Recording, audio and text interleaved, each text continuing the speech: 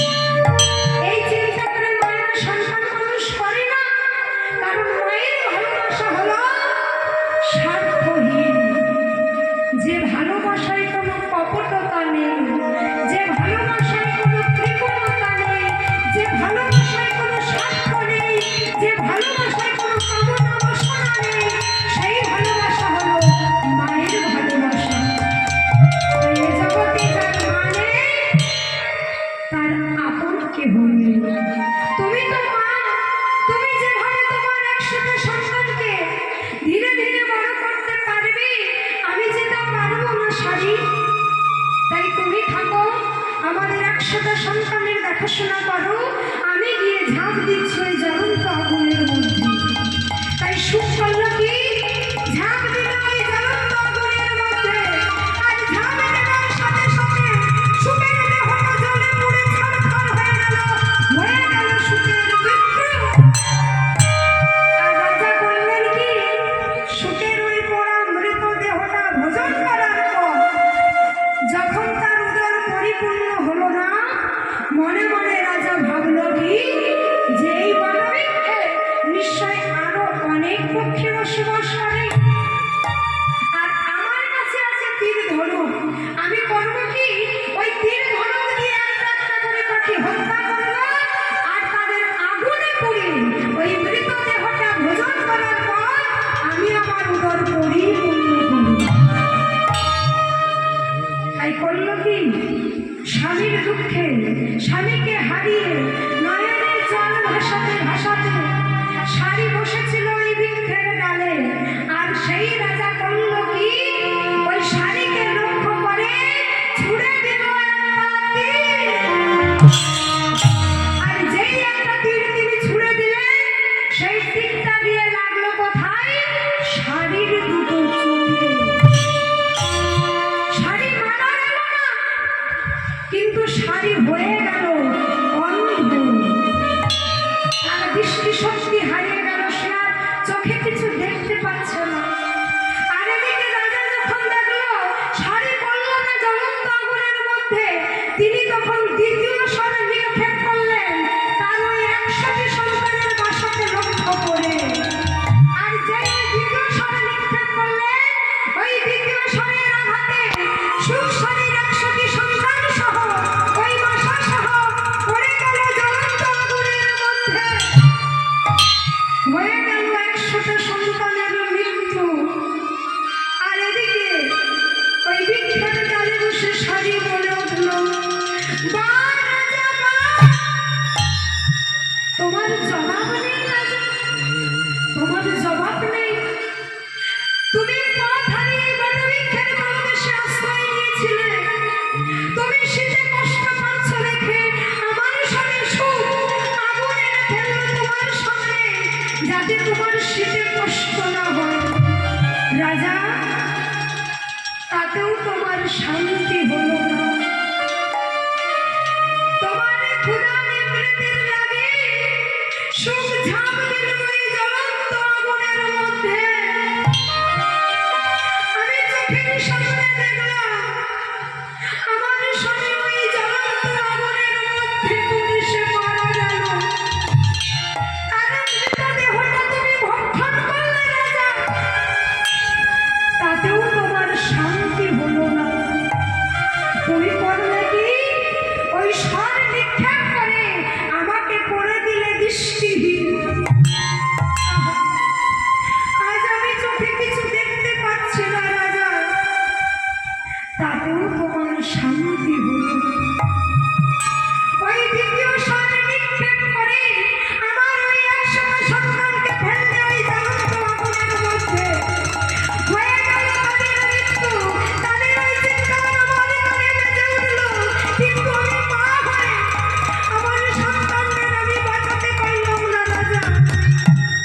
তুমি করলে কি, আমার ওই 100টা সন্তানের মৃতদেহ ভক্ষণ করে তোমার উদর পরিপূর্ণ করলে রাজা। বা রাজা বা, তোমার জবাব নেই। তবে রাজা, আজ এই সন্তান হারা মা, এই দৃষ্টিহীন মা আজ তোমায় অভিশাপ করলো রাজা। আজ যেমন তুমি আমায় দৃষ্টিহীন করে দিয়েছ, কোনো না কোনো জন্মে হতে হবে তোমাকে দৃষ্টিহীন। এবং সেই কারণে আমার মতো আমার 100টা মৃত্যু সন্তানের মৃত্যু সহ যেমন আমি আজ ভোগ করছি, সেই কারণে তোমাকেও তোমার 100টা সন্তানের মৃত্যু সব ভোগ করতে হবে। এই মা তোমায় অভিশাপ করলো রাজা। আর এই পূর্ব স্মৃতি যখন রাজার হৃদয়ে জাগ্রত হলো, ধৃতরাষ্ট্রের যখন মনে পড়ে গেল সেই পূর্ব স্মৃতি, প্রভুর চরণে আজরে করে ক্রন্দন